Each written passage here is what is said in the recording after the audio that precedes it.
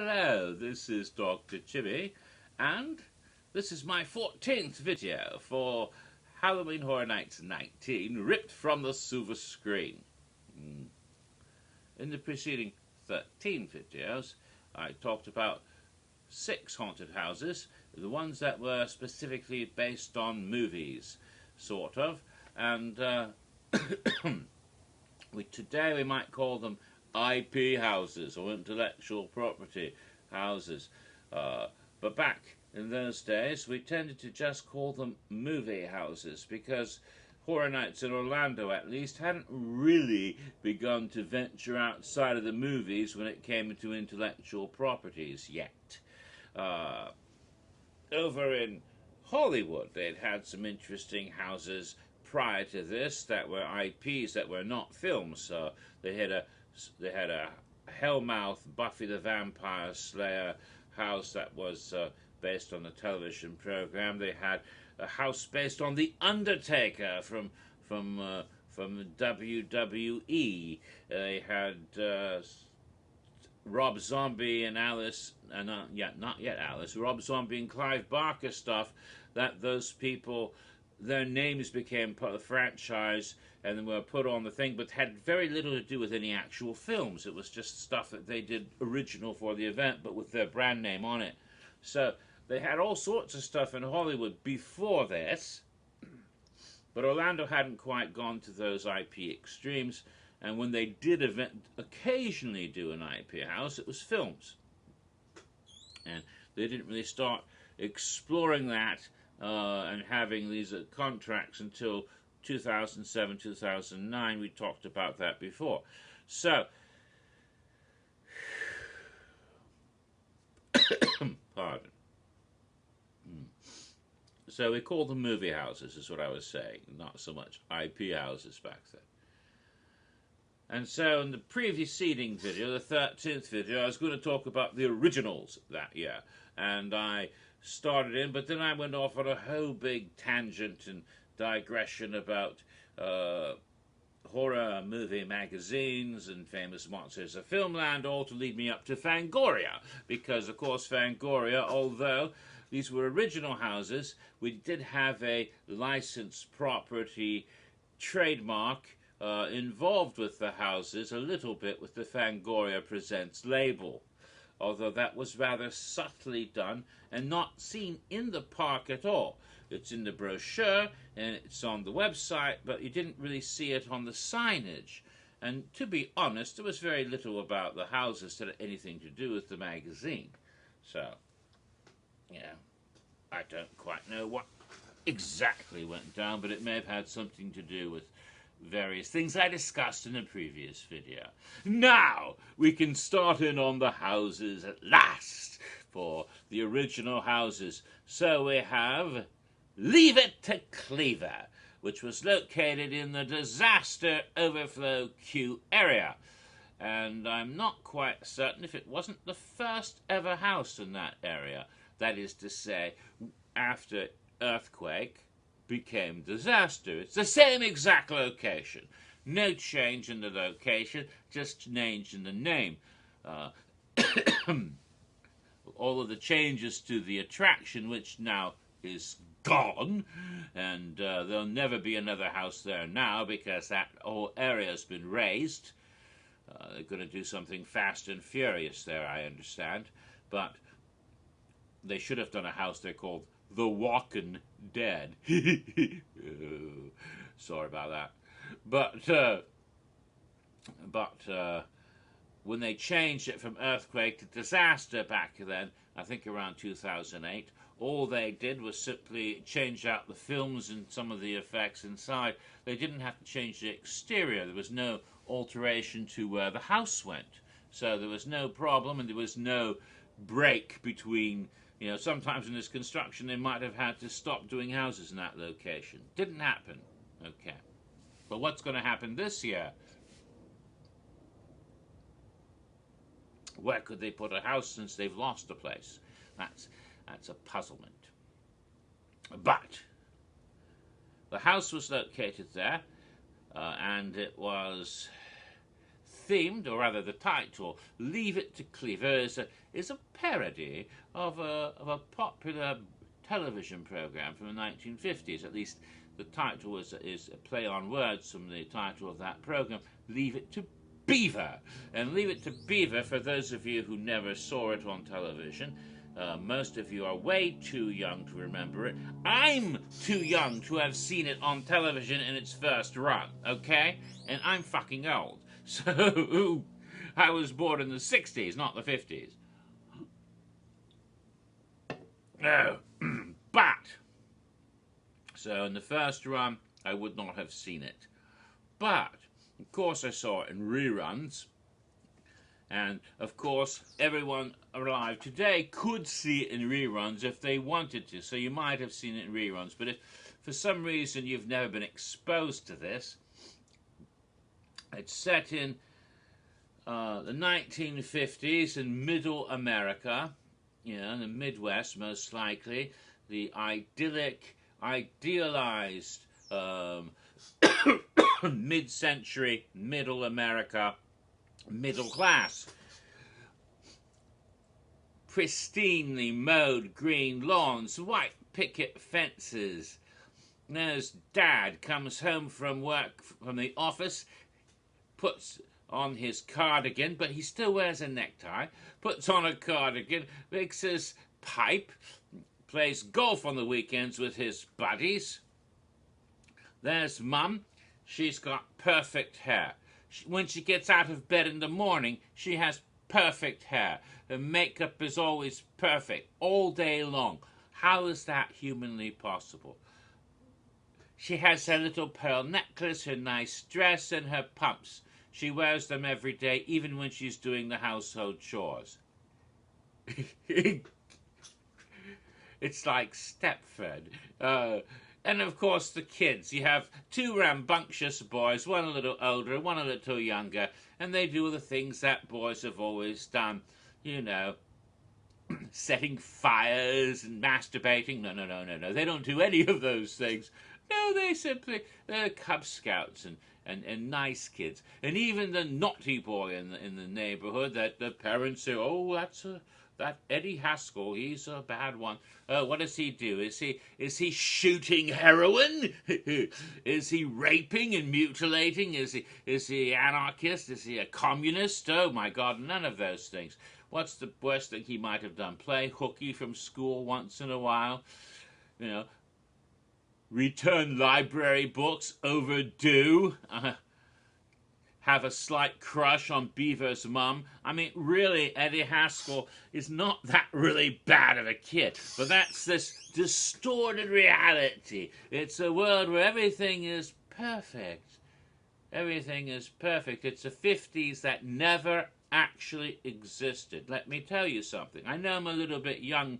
I don't remember, it's great to say young. I wasn't alive in the 1950s, but most of my relatives were, and I speak to them, and I read, I watch television, movies, newsreels from that time period, and I know the difference between fantasy and reality. And there are an awful lot of people who didn't live that way. An awful lot of people who didn't have dads who had great jobs and mothers who... And nobody had a mother who got out of bed in the morning with perfect hair and makeup and puts on a dress and pumps and a pearl necklace and then spends the whole day doing all the chores and never breaking a sweat magically like she was some sort of Midwest American Mary Poppins. That doesn't happen, June Cleaver is a fantasy, a Stepford wife fantasy of a certain sort of kind of misogynistic mid-American idea of the perfect housewife, mother / slave. She's not exactly humanly possible. It's like that commercial, that Geico commercial. Women don't have jobs. Yeah, that's what we're talking about here. Oh, God. Remember, this is the Mad Men era. This is a sexist era. This is a racist era. How many black people you ever saw on Leave It to Beaver? And of course, it's the era of McCarthyism and communist witch hunts. And if you didn't fit into this neat little package, then maybe you might have found yourself in very dangerous waters. If you were black, if you were Jewish, even if you were Catholic, for Christ's sake, Irish or Italian, you would be looked upon as other. If you were any sort of politics that strayed a little bit too far to the left, you're a communist! We're going to blackball you, and then you don't get to work. And God help you if you happen to be gay. Oh. Or if you're a woman, for that matter. Women don't have jobs. Yeah. What was the song in How to Succeed in Business Without Really Trying? A secretary is not a toy. And why was that song there? Because many people thought they were toys. Oh yes, just there for the boys to play with. Oh, very much that time period. Yes, very pretty picture. Very pretty Norman Rockwell picture of what American life is supposed to be idealized. And yet under the surface, something is seething. Just like in that David Lynch movie, what is it, Blue Velvet, where they show the picket fences and the lawn and the music, and then it goes directly under that beautiful manicured lawn, and there's little bugs and vermin and maggots and things twisting around. It's like that, very much like that. So we have this sort of perfect little 1950s sitcom world, and it's no accident that the code word for this house was Pleasantville. A delightful allegory on the whole political ramifications of a lot of stuff I was just talking about. I love the part where the black and white perfect Pleasantville people, when one of them starts to change and turns into Technicolor, and then the other people start to ostracize the colored people. Yeah, that was a little heavy-handed, but it does pretty much, it's an allegory. It's sort of like one of those Rod Serling episodes of Twilight Zone. Made in that same time period, he was able to allegorize some of these very same ideas I've been bringing up by wrapping them in aliens, the monsters are due on Maple Street, right? Yeah. Well, what's the other one? I'm the Night, Color Me Black. There's some very good episodes there that had a lot of social commentary. But let's get back, and not so much and Leave It to Beaver. And what sort of name is Beaver Cleaver, anyway? That's the boy's name. You have Ward and June, and then the boy's name is Beaver. Actually, Beaver is a nickname. But good God, that tells you something, because would any kid survive in a bloody grade school named Beaver Cleaver? I mean, it sounds like a porn name, doesn't it? But there's not even the slightest smattering of sex. These are kids who've never wanked a day in their life. This is pure innocence. This is a world without any of these problems. No drugs, no rock and roll, and no sex. The truth, of course, is the kids of that generation, the kids that were, around 9 or 10 in the late 1950s, in a couple of years, they'd be that generation that invented sex and drugs and rock and roll. At least they thought they did. Burning their draft cards and becoming and smoking the marijuana and becoming hippies and doing all the things that they did in the 60s. All of that happens because that's what happens when you repress something. When you repress something, it builds and builds and then it explodes in a cannibalistic orgy, which is what this house is kind of all about. Am I reading too much into it? Probably so, but that's what happens when you have a professor of, sociological type stuff that I do, and you put him into a review of a haunted house. He sort of does that because that's who I am, after all. Well, let's see. where was I? Oh, yes. So, Leave It To Cleaver is set in a perfect little middle American town of Carey, Ohio. The real Carey, Ohio is tiny, not much there. The one claim to fame is this Catholic shrine of the Immaculate Conception or something. I believe it. It might not be what it is, but there's a Catholic shrine there that draws some tourism, some religious tourism. But other than that, there's not much in Carey, Ohio. There's some odd architecture here and there, but it's a tiny little town. And it's not the sort of place, it's not like Greenville, Indiana of Ray Bradbury, idyllic sort of place that we have seen at Horror Nights, but they've changed it up at Horror Nights to turn it into a mythical Carey, Ohio. This nice little town where weird, dark shit happens below the surface. This is like Stephen King's Derry or Castle Rock, or not quite as bad as Mr. Lovecraft's Arkham Town, but but along the lines of that little town somewhere where some really sinister shit happens. Perhaps not so bad as Twin Peaks, but still weird place, Carey, Ohio. And there's been some odd things over the centuries, or over decades, in its entire history. Carey first showed up in 2008. Remember, the schoolhouse was located in Carey, Ohio. Mary Agana was from Carey, Ohio originally, and of course all of those school children became the ancestors, the grandparents of Mary's patients, and so that because of that there is some connections to nearly everything in the event, but specifically the schoolhouse. Mary Agana's practice was in New York, but she herself was from Carey originally.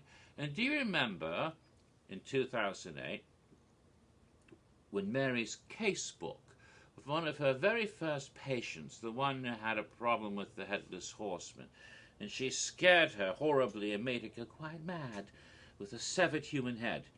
Always, where the hell would a psychiatrist get a severed human head? Just put, I mean, well, that's a good question, isn't it?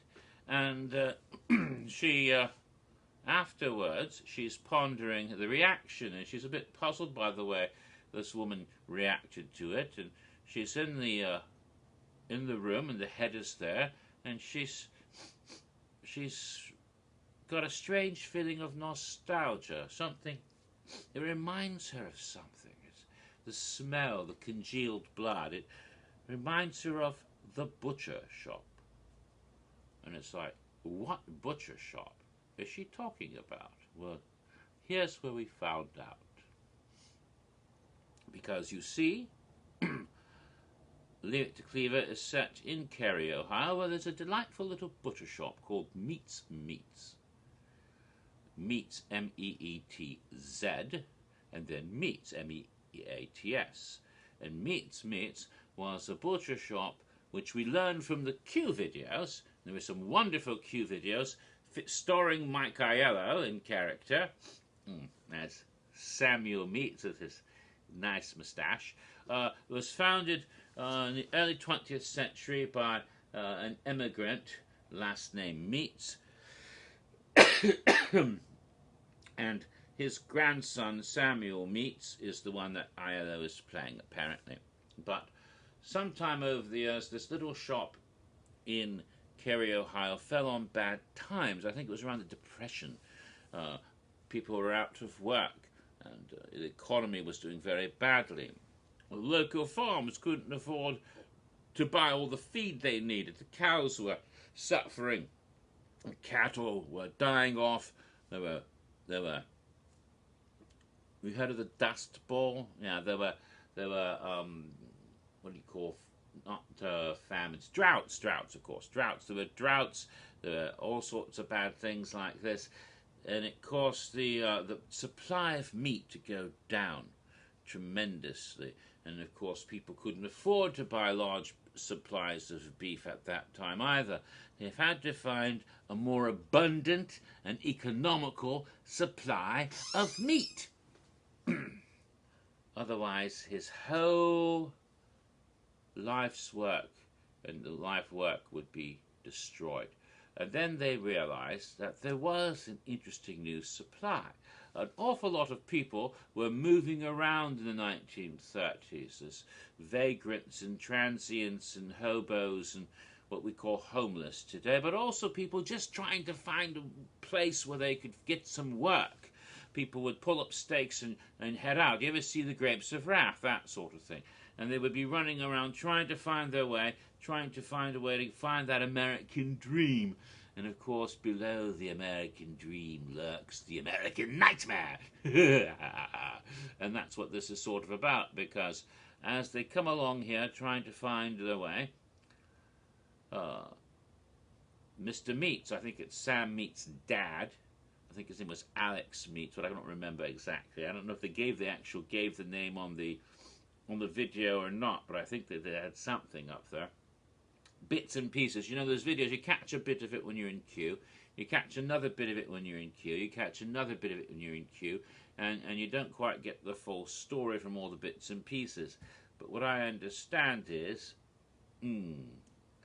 that they started taking these basically unwanted people and utilizing them as the meat source. And here, of course, I'm getting way too far.